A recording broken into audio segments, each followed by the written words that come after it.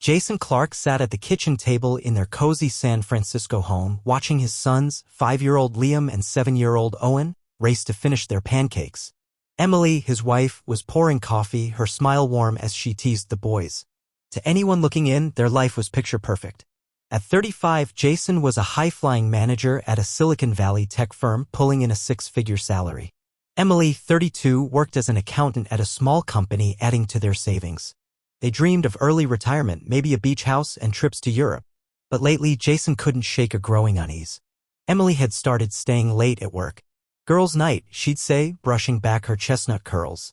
At first, Jason didn't think much of it. 8 years into their marriage, he trusted her completely. But the nights she came home past 11 p.m., smelling of perfume and cigarette smoke, were piling up. She'd head straight for the shower, muttering, "Laura, my coworker, smokes like a chimney." Jason nodded, but a knot tightened in his chest. The evening it all began to unravel, they were at Laura and Mike's place. Laura, Emily's new work friend, had quickly become her confidant. Jason didn't get their bond. Laura was brash, ordering her husband Mike around like a servant. Mike, a lanky guy with tired eyes, just took it, mumbling apologies when Laura snapped at him for spilling wine. Jason felt out of place but stayed for Emily's sake. The kids were glued to a cartoon in the living room while Emily and Laura chatted in the kitchen, prepping snacks. Jason and Mike sat in the backyard, nursing beers. Mike was already 3 drinks in, his words slurring. "Man, I'd never have pegged you for the type," he muttered, swaying in his chair. "Always thought you were this tough guy, but letting Emily hang with Laura every Wednesday till midnight? You think they're just gossiping?" Jason froze, his grip tightening on the bottle. "What are you talking about?" he asked, keeping his voice steady. Mike hiccuped and leaned closer. "Come on, don't play dumb. Laura tells me everything. Those aren't just cocktail nights. They're, parties. I'm used to it. But you? You're not like me, are you?" Blood roared in Jason's ears. He set the beer down, anger mixing with disbelief. "Mike, spell it out." "What parties?" Mike shrugged, his eyes glassy. "Ask your wife. Or check her phone." "I would." Back home, Emily acted normal, tucked the kids in, kissed Jason's cheek, and headed for the shower. But Mike's words gnawed him. When Emily fell asleep, Jason grabbed her phone. The passcode was Liam's birthday. In her messages with Laura, he found a thread that hit like a punch. "Blaze tonight? 8. Gonna be fun. Don't tell Mike, he'll freak again. And the worst, that tall guy with the tattoos asked about you. You in?" The room spun. Jason put the phone back, his mind racing with images. Emily, his Emily, laughing with someone else, dancing, maybe more. He loved her, trusted her. But now everything he thought was real was cracking apart. The next morning, Emily was her usual self, making breakfast, kissing the kids, wishing Jason a good day. But he caught her avoiding his eyes. "Another girls' night tonight?" he asked, forcing a casual tone. She nodded, scrolling her phone. "Yeah, with the girls. Don't wait up, I might be late." Her voice was light, but Jason felt a chill. He couldn't focus at work.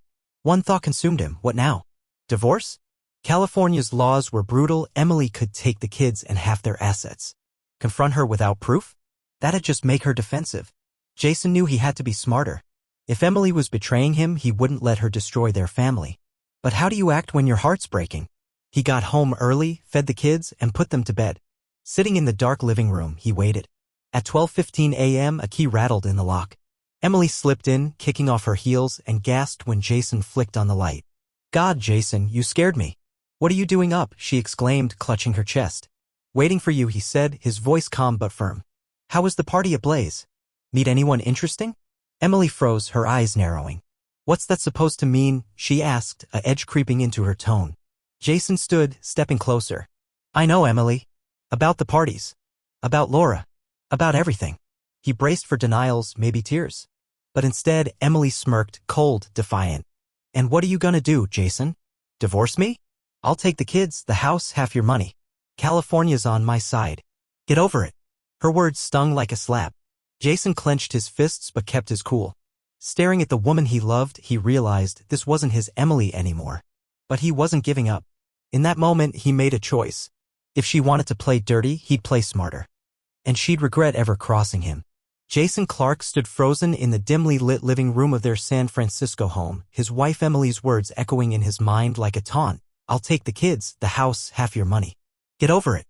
Her smirk, sharp and unapologetic, cut deeper than the betrayal itself. The woman he'd loved for 8 years, the mother of his sons, Liam and Owen, was a stranger now. But Jason wasn't about to let her destroy their family. He unclenched his fists, forcing his voice to stay steady. "We'll talk tomorrow," he said, turning toward the stairs. Emily shrugged, already scrolling her phone as if his world hadn't just crumbled. Sleep didn't come that night. Jason lay in bed, staring at the ceiling, replaying the moment he'd found those damning messages on Emily's phone. "Blaze tonight? Gonna be fun. That tall guy with the tattoos asked about you." Each word was a dagger. He thought of Liam's gap-toothed grin, Owen's endless questions about dinosaurs. How could Emily risk their family for? What? A thrill?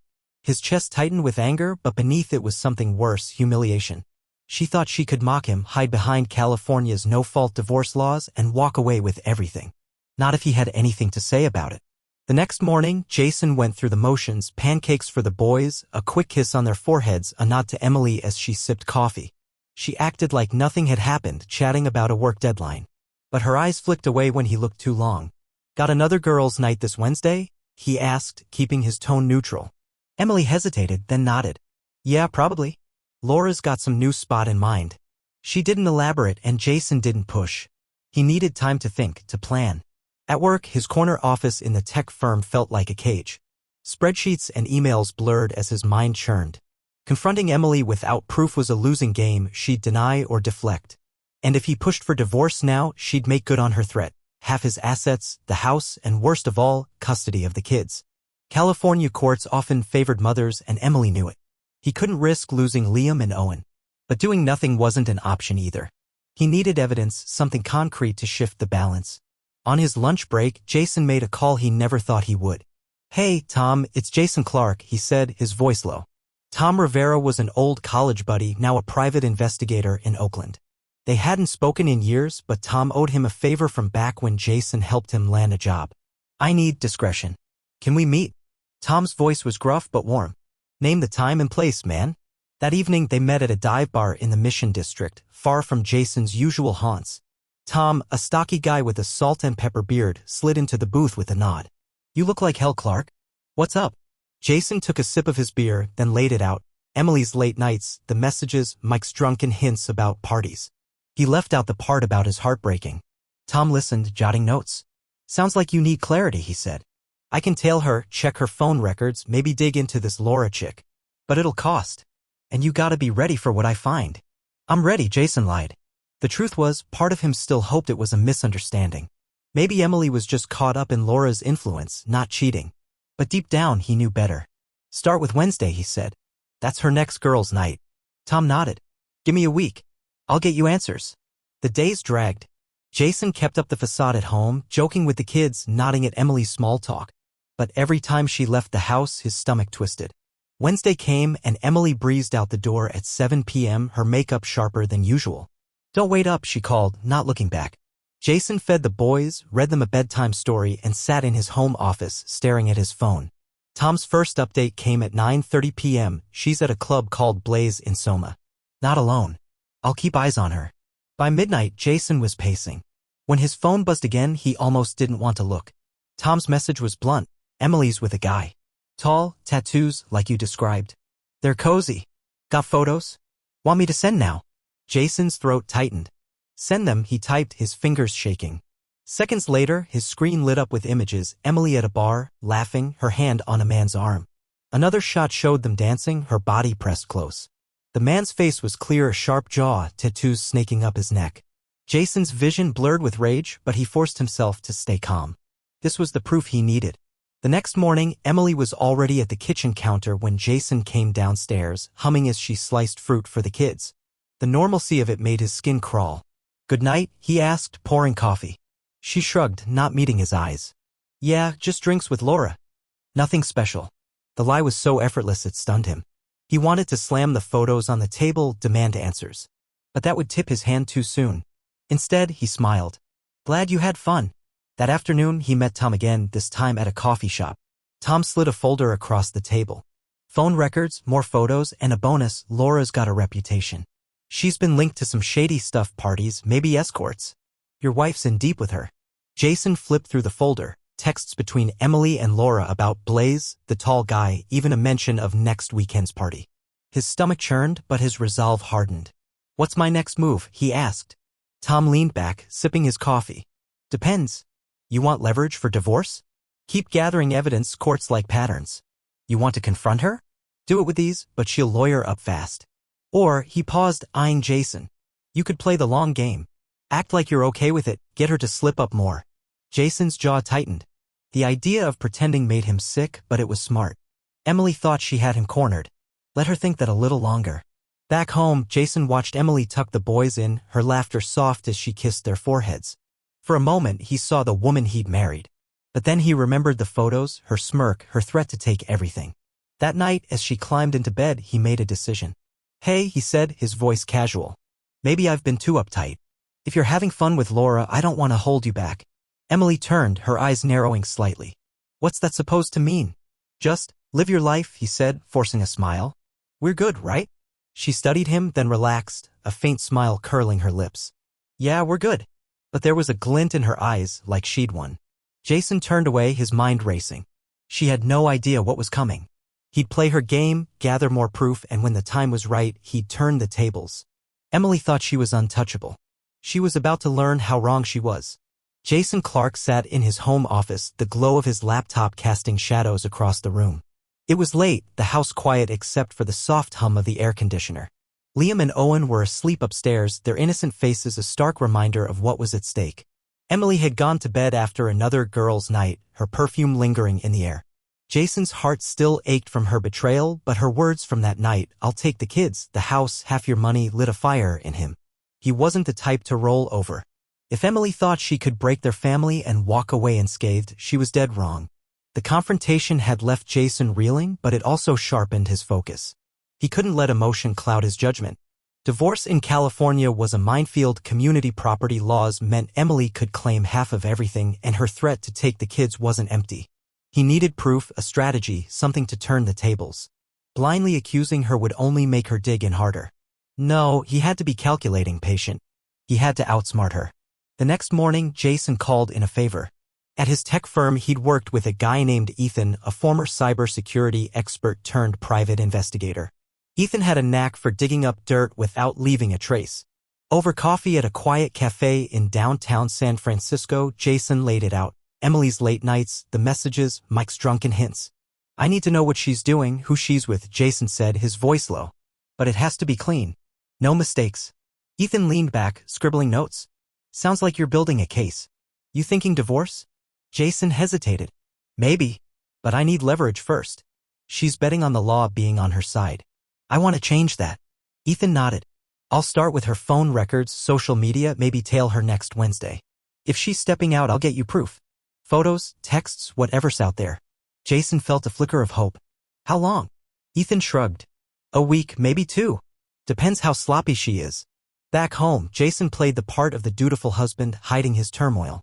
He made breakfast for the kids, kissed Emily goodbye as she left for work, and smiled when she mentioned another girls' night coming up.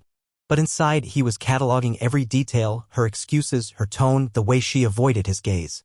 He even checked her laundry basket one night, finding a dress that reeked of smoke and cologne, not hers. It was another piece of the puzzle, but he needed more. Wednesday came, and Emily left the house at 7 p.m., her heels clicking on the hardwood floor. Don't wait up, she called, her voice light but edged with something Jason couldn't place. He nodded, then texted Ethan, she's out. Let me know what you find. Hours later, as he sat with a glass of bourbon in the dark, his phone buzzed. Ethan's message was short, got something. Meet me tomorrow, 10 a.m. usual spot. The cafe was busier this time, but Ethan had snagged a corner table. He slid a folder across to Jason. Your wife's not just having drinks with the girls, he said, his tone matter of fact. Jason opened the folder, his stomach churning. Photos showed Emily at a club called Blaze, laughing with a group of men, one with tattoos snaking up his arm. Another shot caught her leaving with him, her hand on his elbow. Text logs from her phone, pulled through Ethan's less-than-legal methods, were worse. Flirty messages, plans to meet, even a winking emoji sent at 2 a.m. last week. Jason's hands shook as he read. This enough for court? He asked. Ethan shrugged. For infidelity? Maybe. But California's no-fault divorce state. This won't change the split unless you can prove she's unfit as a parent. Got anything else? Jason thought of the kids, how Emily was still a good mom despite her betrayal. Not yet, he admitted. Ethan leaned in. Then you need a bigger play. Something to shift the narrative. Make her slip up. That night, Jason lay awake, Emily's steady breathing beside him a cruel contrast to the storm in his mind. Ethan's words echoed, make her slip up. But how? Confronting her now would only escalate things, and he wasn't ready to lose the kids. Then it hit him, a risky idea, but one that could work. What if he didn't fight her? What if he played along, gave her enough rope to hang herself? If she thought he was broken, compliant, she might get careless. And that's when he'd strike.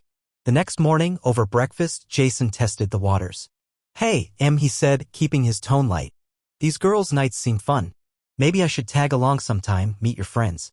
Emily froze mid-sip of coffee, her eyes flicking to him. Oh, you'd be bored, she said quickly. It's just work talk, you know? Jason smiled, letting it drop. But he saw the flicker of unease in her face. Good. She wasn't as untouchable as she thought. Over the next few days, Jason leaned into his plan. He stopped questioning her late nights, even complimented her when she dressed up to go out. You look great, he'd say, swallowing the bile in his throat. Emily seemed to relax, her smirks less guarded. She thought she'd won, that Jason was caving. But he was watching, waiting. Ethan kept digging, uncovering more. Laura, it turned out, was the ringleader, organizing these parties and pulling Emily deeper. Jason realized Laura was as much a threat as Emily. If he was going to protect his family, he'd need to deal with both. One evening, as he tucked Liam and Owen into bed, Liam's small voice broke his heart. Daddy, why's Mommy always gone?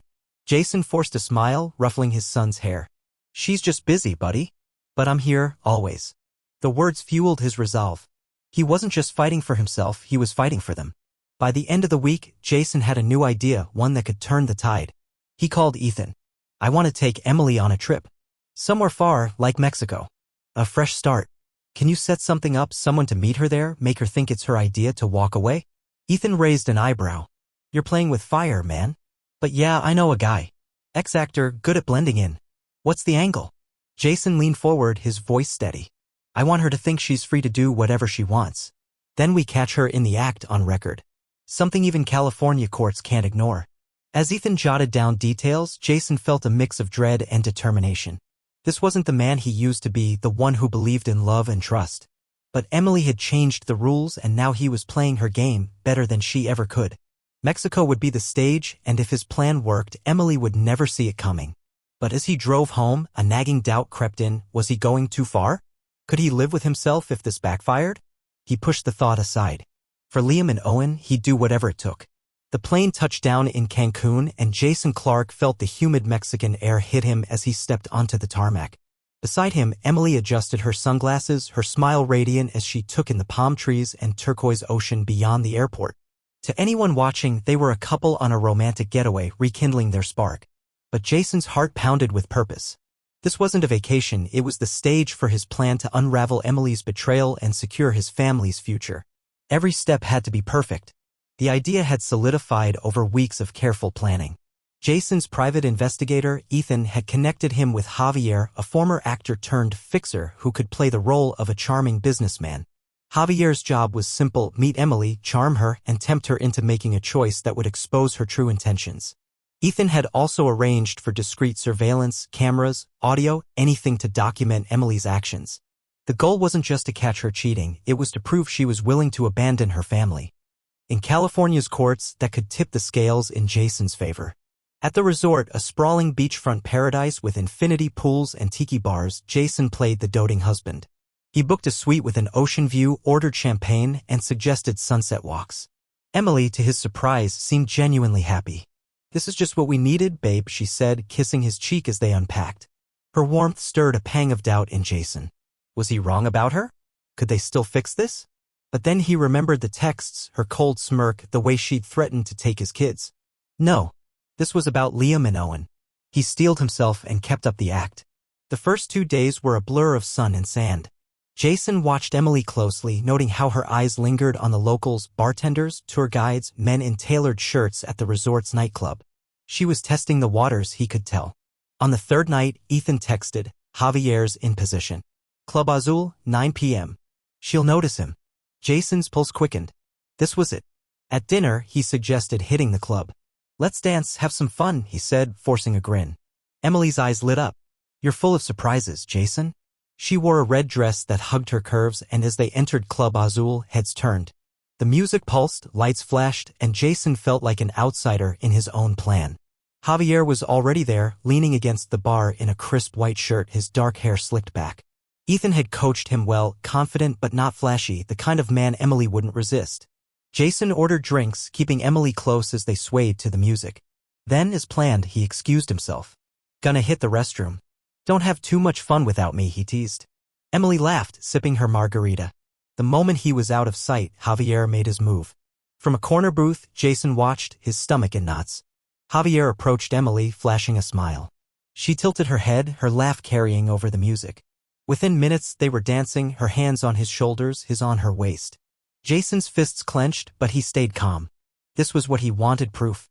Ethan's team was recording everything. Javier's charm, Emily's flirtation, the way she leaned in when he whispered something. An hour later, when Jason returned, Emily was back at their table, her cheeks flushed. "Miss me?" he asked, keeping his tone light. "Always," she said, but her eyes darted to Javier, now chatting with another group at the bar. The next day, Jason upped the ante. He told Emily he'd booked a snorkeling tour but forgot to confirm it for himself. "Go ahead without me," he said. "I'll catch up later." Emily didn't protest. Javier, conveniently on the same tour, struck up a conversation as they boarded the boat. Ethan sent Jason updates. "She's eating it up. He's playing the rich entrepreneur card. Mentioned a business opportunity in Mexico." Jason's jaw tightened. Emily wasn't just flirting, she was entertaining the idea of a new life. That night, at a beachfront party thrown by the resort, the plan reached its climax. Javier pulled Emily aside, his voice low but clear enough for the hidden mic to catch. "I'm staying in Mexico for a while," he said, his tone smooth. "Got a villa in Playa del Carmen. You ever think about starting fresh? No baggage, just freedom." Emily hesitated, glancing at the crowd where Jason stood, pretending to chat with a bartender. Then she laughed, a little too loudly. "Freedom sounds nice. But I've got a life back home." "Do you?" Javier pressed, his eyes locked on hers. "You don't seem like someone who's tied down. Come with me tomorrow. See the villa. No strings." Jason held his breath, watching from afar. Emily bit her lip, then nodded. "Okay. Let's do it." The words hit Jason like a punch, but they were exactly what he needed. Ethan's team had it all, video, audio, proof she was willing to walk away from her family. Back in their suite, Emily was quiet, her usual chatter replaced by distracted glances at her phone. Jason didn't push. He'd seen enough. The next morning, as Emily packed a small bag, claiming she was meeting a friend for coffee, Jason acted oblivious. "Have fun," he said, kissing her forehead. As soon as she left, he met Ethan in a nearby cafe. "We got it," Ethan said, sliding a USB drive across the table. Her agreeing to go with him plus the club footage. "It's damning. You sure you want to play this card?" Jason stared at the drive, his mind racing. Part of him wanted to storm after Emily, scream at her for throwing their life away. But that wouldn't help Liam and Owen. "I'm sure," he said. "What about Laura?" Ethan smirked. "Already on it. Her boss got an anonymous tip about some creative accounting. She's got her own mess to deal with now." As Jason drove to the airport alone, he felt a strange calm. Emily thought she was chasing freedom, but she'd walked right into his trap. Javier would vanish, leaving her stranded with no villa and no plan. The evidence on that USB drive would show a court she'd chosen to abandon her kids. And Laura? Her career was crumbling under the weight of her own schemes. Jason wasn't done yet, but for the first time in weeks, he felt in control. Emily had underestimated him, and now she'd pay the price, legally, fairly, and without him ever raising a fist. Jason Clark sat on the plane back to San Francisco, the USB drive from Ethan tucked safely in his pocket. Below, the turquoise waters of Cancun faded into the horizon, along with the life he'd once known. Emily was still in Mexico, likely confused and furious, realizing Javier's villa was a mirage. Jason felt no joy, only a quiet resolve. This wasn't about revenge, it was about protecting Liam and Owen, giving them the stability Emily had thrown away. The evidence he held would ensure that, but the road ahead wasn't over. Back home, Jason faced the hardest part, explaining Emily's absence to the boys. Over breakfast, Liam's wide eyes met his. "Where's Mommy?" he asked, his voice small. Jason's throat tightened. "Mommy's on a trip for a bit, buddy," he said, ruffling his hair. "But we're gonna have fun, just us three." Owen, more perceptive at 7, studied him quietly.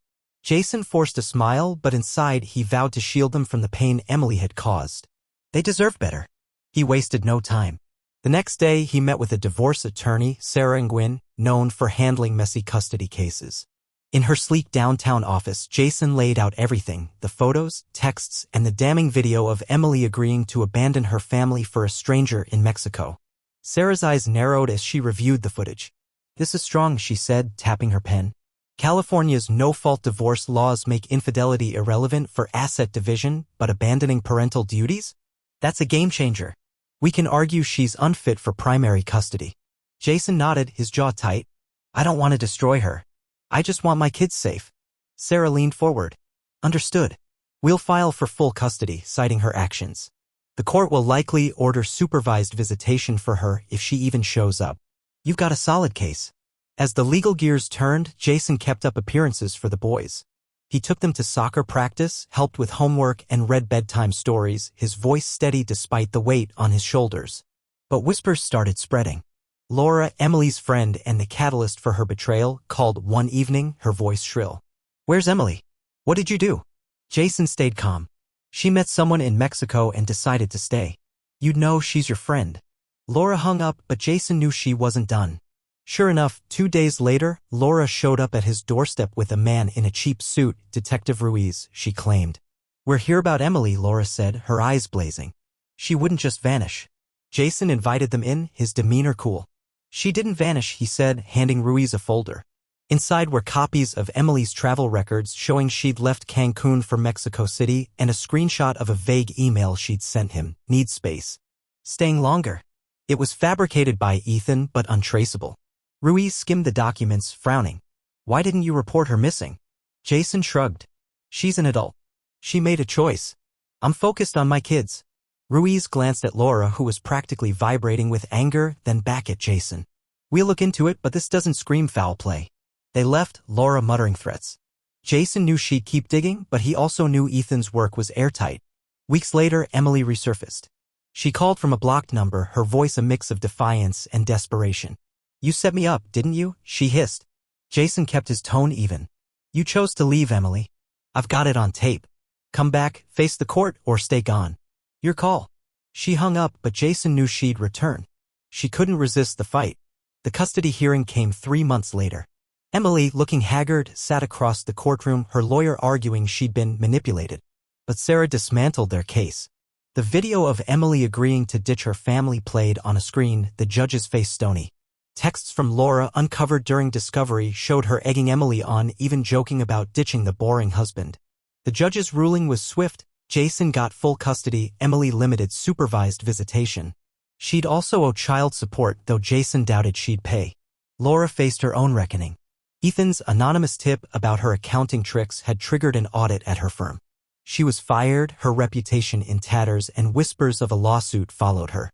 Jason didn't gloat, he hadn't targeted Laura out of spite, but her role in pushing Emily made her collateral damage. Justice, he realized, didn't always need his hand to guide it. A year later, Jason stood in Golden Gate Park, watching Liam and Owen chase a soccer ball, their laughter echoing. Life wasn't perfect, but it was theirs. He'd sold the house, moved to a smaller one closer to their school, and started coaching their team. Emily had faded into sporadic calls, her life a mess of her own making. Jason didn't hate her, he pitied her. She'd gambled their family and lost. One evening, as he tucked the boys in, Owen hugged him tight. "You're the best dad," he whispered. Jason's eyes stung. "I'm trying, kiddo," he said. Alone in his room, he opened his laptop, pulling up a photo from their old life, him, Emily, and the boys, smiling on a beach. He didn't feel anger anymore, just clarity. He'd fought for his kids, not with fists or lies, but with truth and patience. And he'd won. The ordeal had changed him. He volunteered at a local support group for single parents, sharing his story to help others navigate betrayal. "You don't need to break the law to find justice," he'd tell them. "Let their choices be their punishment." As he closed the laptop, Jason felt a weight lift. The past was done. The future, his and the boys', was wide open.